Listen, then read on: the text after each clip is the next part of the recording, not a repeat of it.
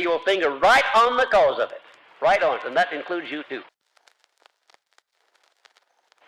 First of all, the first premise is that the mastermind principle is the medium through which one may procure the full benefits of the experience, the training, the education, and the specialized knowledge and influence of others as completely as if their minds were in reality one's own. Isn't that a marvelous thing to contemplate? That whatever it is that you lack in education or in knowledge or in influence, you can always obtain it through somebody who has it. The exchange of favors, the exchange of knowledge is one of the greatest exchanges in the world. It's a very nice thing to engage in business where the exchange of money makes you a profit, but I would a whole lot rather exchange ideas with somebody, give a man an idea that he didn't have before and receive in return one that I didn't have, than I would to make an exchange of money. You, of course, know that Thomas A. Edison was perhaps the greatest inventor the world has ever known. He was dealing all the time with many of the sciences, and yet he knew nothing at all about any of the sciences. You'd say it would be impossible for a man to succeed in any undertaking unless he were educated in that field. I was astounded when I first talked to Andrew Carnegie to hear him say that he personally didn't know anything about the making or the marketing of steel. And I was so astounded at that statement, I said, well, Mr. Carnegie, just what is your part in this job here? What part do you play? Well, he said, I'll tell you the part that I play. My job is to keep the members of my Mastermind Alliance working in a state of perfect harmony. And I said, is that all you have to do? He said, well, have you ever tried to get any two people to agree on anything for 3 minutes in succession in your life? I said, well, I don't know that I have. Well, you said you try it someday to see just what kind of a job it is. To get people to work together in a spirit of harmony is one of the greatest of human achievements. And then Mr. Carnegie went on to break down his mastermind group, to describe each one individually, to tell what part he played. One was his metallurgist, one was his chief chemist, one was his plant works manager, and one was his legal advisor, one was the chief of his financial staff. And so on down the line, there were over 20 of those men working together whose combined education, experience, and knowledge constituted all there was known about the making and the marketing of steel at that time. And Mr. Carnegie said it wasn't necessary for him to know about it. He had men all around him who did understand the making and the marketing of steel, and that was his job, to keep them working in perfect harmony. And the second premise, an active alliance of two or more minds in a spirit of perfect harmony for the attainment of a common objective stimulates each individual mind to a higher degree of courage than that which is ordinarily experienced, and prepares the way for that state of mind known as faith. You know, in driving an automobile, ever so often the battery runs down, and you have to do something about it. You come out some morning, you step on the starter, nothing happens. I know people who get out of bed in the morning do the same thing. Nothing happens, except they feel badly. They don't want to put on their shoes. They don't want to get dressed. They don't even eat breakfast. Now, they need what do they need? Need the batteries charged, of course, and they have to have a source for doing it. It's a mighty fine thing if a man gets up in the morning feeling like that, and if he can have a little talk with his wife, for instance, and she's a good coordinator, and she helps to charge his batteries. The chances are when he comes home that night, he will come home with all of the rabbit skins that he went out to get. The third premise, a mastermind alliance properly conducted stimulates each mind in the alliance to move with enthusiasm, personal initiative, imagination, and courage to a degree far above that which the individual experiences when moving without such an alliance. In my own early beginning, I had a mastermind alliance of 3 people. I had an alliance with Mr. Carnegie and with my stepmother. And we, through 3 people, nursed this philosophy through the stages when everybody else was laughing at me and making fun of me for undertaking to serve the richest man in the world for 20 years without any compensation. And there was a whole lot of logic to what they were saying, because at that time I wasn't getting very much compensation out of it, in the way of money at least. There came a time, however, when the laughing was on the other side of the face. But that took a long time, and there was plenty of blood and tears shed, I'll assure you, before I got to the point at which I could laugh back when the people laughed at me. But the relationship between we three people, my stepmother and Mr. Carnegie and myself, enabled me to offset all of this fun making that was thrown at me by my relatives and my friends and everybody who knew what I was engaged in. Now, there are times, you know, when if you undertake anything above mediocrity, you're going to meet with opposition, you're going to meet with people who will chide you and poke fun at you, and most of them will be right close to you, some of them perhaps your own relatives. You need some source to which you can turn when you're going to aim above mediocrity to get your batteries charged and to keep them charged so that you won't quit when the going is hard and so you won't pay any attention when somebody criticizes you. You know, criticism falls off my back just like water off a duck's back, or more than that, like a bullet off a rhinoceros's hide. Well, I'm absolutely immune to all forms of criticism. Whether it's friendly or unfriendly, makes no difference to me whatsoever. I'm just immune to it, that's all. And I became immune because of my relationship with certain people through whom I built up an immunity under my mastermind alliance. If it had not been for the relationship with my stepmother and Mr. Carnegie, I wouldn't be standing here talking to you folks tonight. You wouldn't be here as students of this philosophy, and this philosophy would not be spread all over the world helping millions of people. Because I had a million opportunities to quit. At least a million opportunities.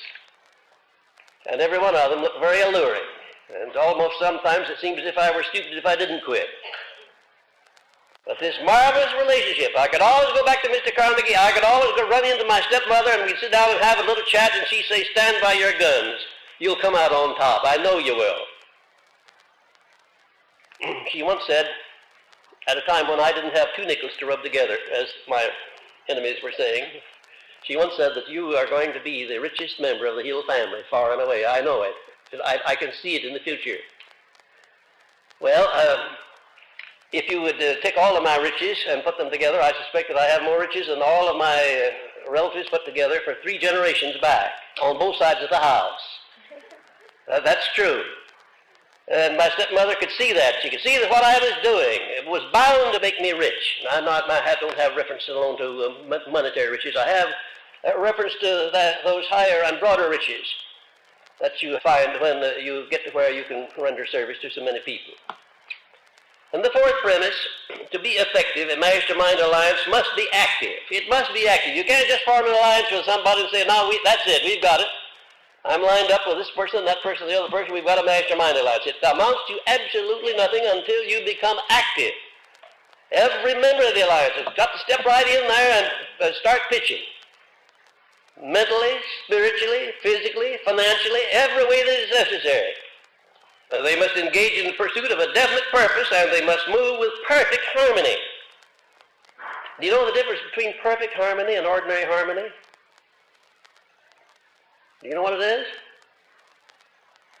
How many of you know the difference between perfect harmony and ordinary harmony? How many of you have ever had a relationship of perfect harmony with anybody? I'll tell you the truth.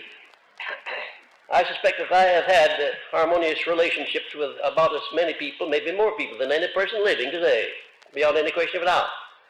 But I want to tell you that perfect harmony in relationship is about the rarest thing in the world.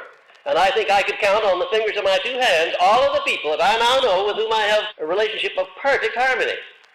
I have a speaking acquaintance, a very nice, polite speaking acquaintance with a lot of people, but that's not perfect harmony. I have a working alliance with a lot of people. That's not harmony, perfect harmony. Perfect harmony consists only when your relationship to the other fellow is such that if he wanted everything you have, you willingly turn it over to him.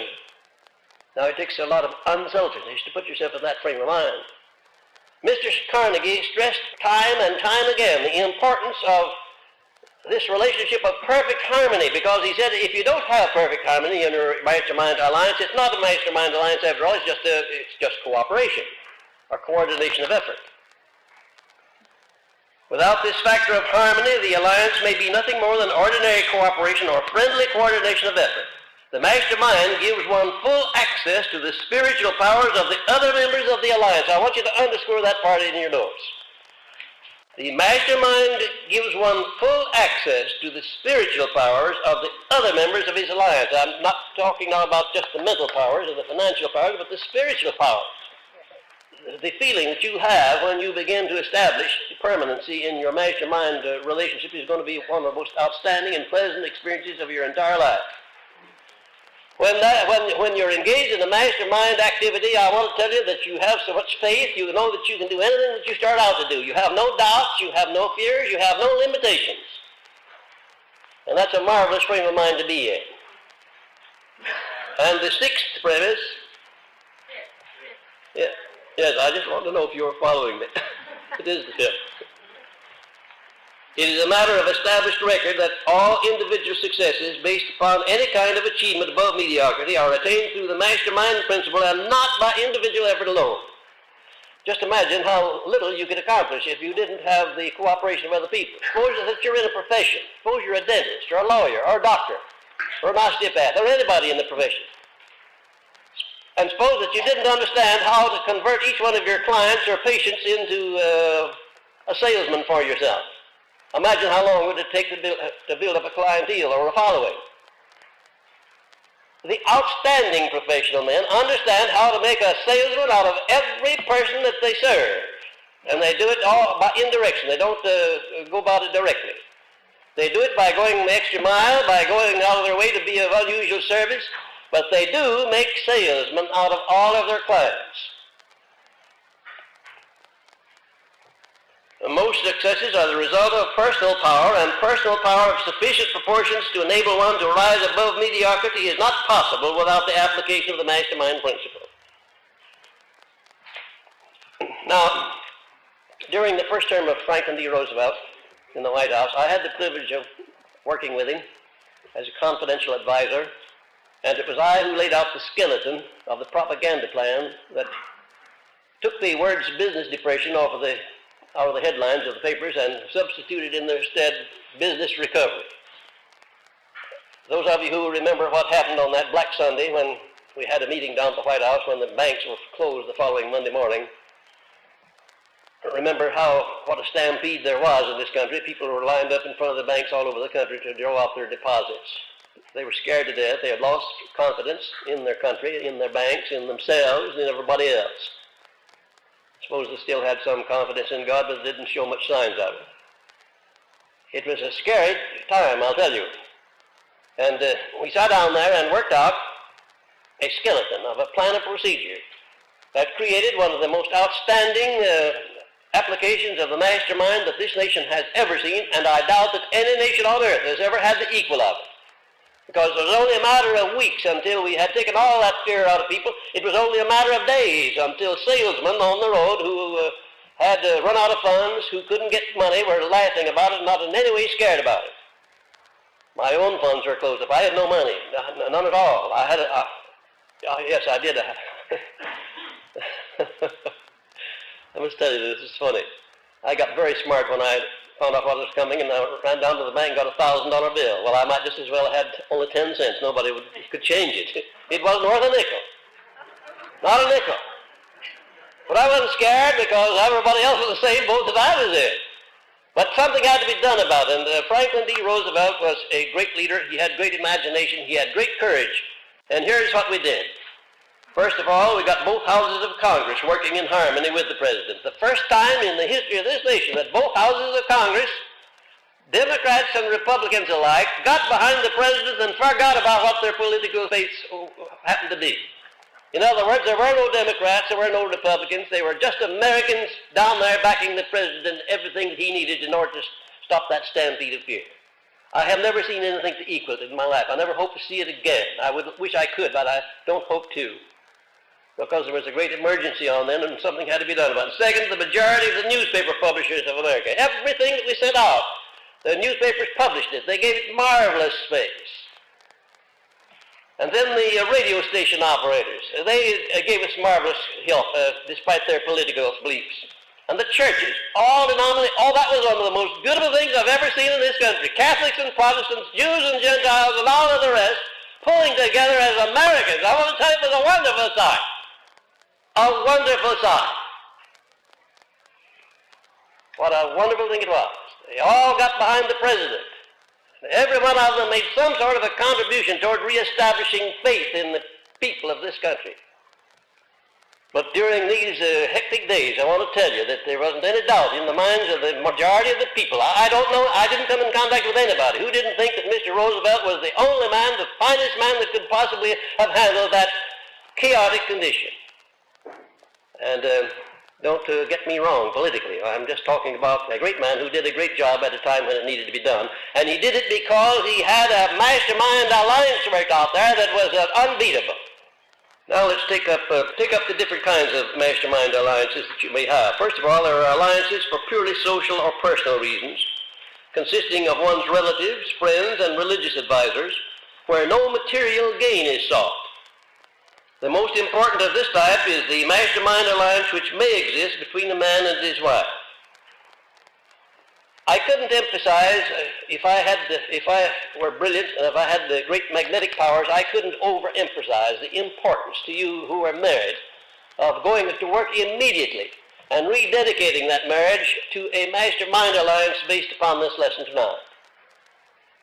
It'll bring joys into your life that you never dreamed of. It'll bring success into your life that you never dreamed of. It'll bring health into your life that you never dreamed of. It's a perfectly marvelous thing when the real mastermind alliance exists between a man and his wife. I don't know of anything that equals it. And then there are alliances for business or professional advancement consisting of individuals who have a personal motive of a material or a financial nature connected with the object of their alliances. Now, I imagine that the majority of you who are in this class now will be forming your first mastermind alliances for purely economic or financial advancement purposes. And that's perfectly legitimate. That's one of the reasons why you're taking this course. You want to improve your economic and financial condition. And you should start in immediately now to form a mastermind alliance for that purpose. And if you only can find to begin with one person, that's all right. Start out with one. And then look around until the two of you select another one. Now, you can't select another one, but the two of you. When you go to select the third party, be sure that the second one that you've already selected is in accord. You understand that? That's important. And then when you go to select the fourth, the three of you then will pass on the fourth. And you'll go over the matter very carefully before you make him a member of the alliance. And then when you go to select the fifth, the four of you will select the fifth. You see, in the mastermind alliance, there's no such thing as one person dominating, except in this respect that, generally speaking, one person is the leader. He's the coordinator and the leader, but he in no way undertakes to dominate his associates.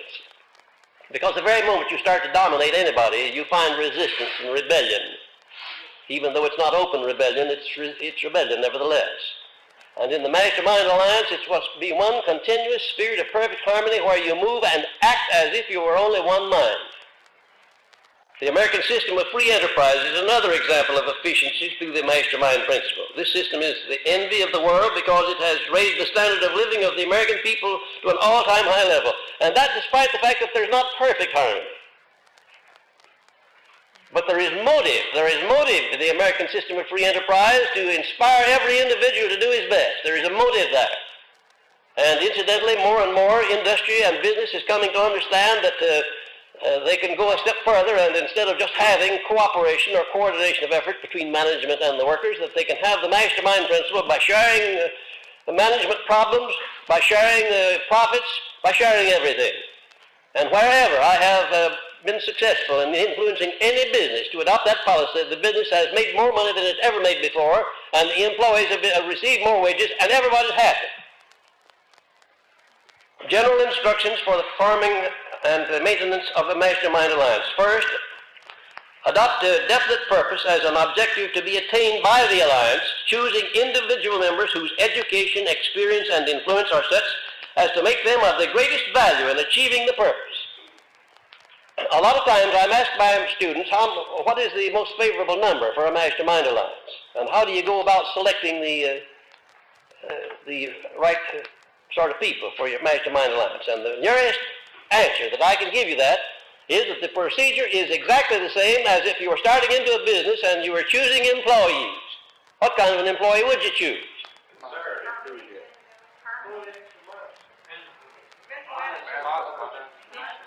Marvelous. I see the sparks flying. Wonderful. Wonderful. Dependability at the top of the list. If a person is not dependable, I don't want any part of him in a business transaction. No part of him, no matter how brilliant he may be, no matter how well educated he may be, the more educated he is, the more dangerous he may be if he's not dependable. And if he's not loyal, I would say the same thing. If an individual is not loyalty to those to whom he owes loyalty, then to me he has no character whatsoever, and I want no part of him. Dependability and loyalty, and then after that comes what? Ability to do the job. Ability. Look, notice where I place ability, down at third place. I'm not interested in the man's ability until I find out whether he's dependable and whether he is loyal. And then what would you say came after that in my category, my book of rules? Number 4, positive mental attitude, of course. What good is a negative wet blanket around you? Why, you could pay him to stay away and then be ahead of the game. And number 5, what would that be? Going the extra mile, that is right. And number 6, what would you say that is? Faith. Applied faith. Now let me tell you, when you find people that come up to all of those 6 traits, I want to tell you, you've really found somebody. You're in the presence of royalty. Some businesses, if you're only running a peanut stand or 2, you maybe need only 1 person. But if you're running a chain of peanut stands, you might need 100 persons. And then as to the qualifications of a mastermind ally, first of all, take those 6 points that I gave you, and there are the qualifications. There are the qualifications for your mastermind. There must be dependability. There must be loyalty. Must be ability. Must be positive mental attitude. Must be willing to go the extra mile. Applied faith. Now there you are. If you want to know what the qualifications of your mastermind allies are, there it is. And don't settle for anything less. If you find a man that has 5 of those qualities and doesn't have all 6 of them, you better beware of him before you start. Because they're all essential in a mastermind relationship. You can check very carefully and see that that's true. You couldn't have perfect harmony unless you were working with somebody who checked 100% on all of those 6 points. You just couldn't have a mastermind alliance. You might have a working arrangement like so many people do, but it wouldn't embrace all of the potential values of the mastermind. Next, determine what appropriate benefit each member may receive in return for his cooperation in this alliance. And remember, ladies and gentlemen, nobody ever does anything for nothing. No, they never do.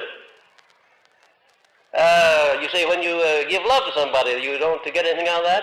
You don't do that for nothing? Well, let me tell you something. You get plenty out of that. Because to have had the privilege of loving is a great privilege. And even though the love is not returned, you still have had the benefits of that state of mind known as love, and you've enjoyed the development and growth as a result of it. No, there's no such thing as something for nothing.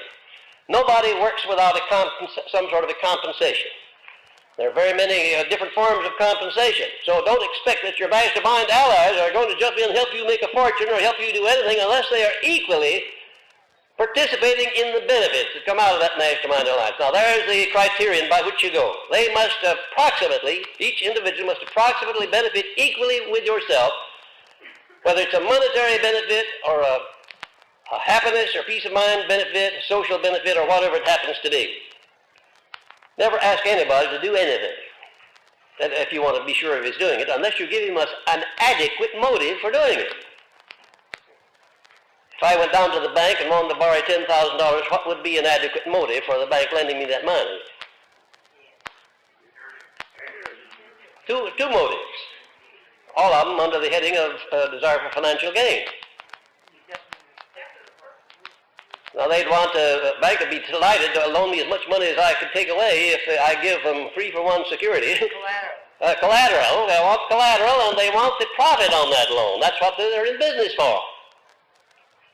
Now, there are other transactions not based upon the monetary motive. For instance, when a man asks the girl of his choice to marry him, what's the motive there? Love.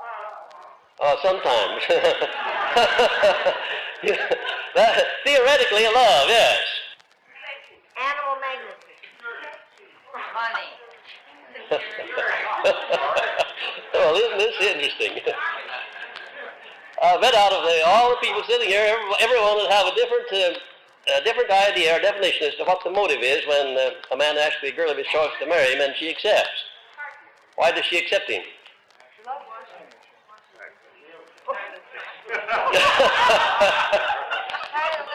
I want to tell you that when my father brought my stepmother home, he was just a farmer.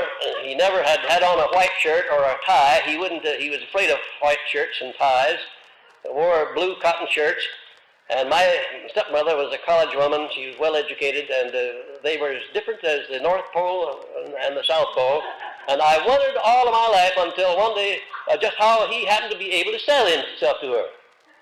Of course, she cleaned him up and put a white shirt on him and made him look like somebody, but nevertheless, it took her quite a little while to do it.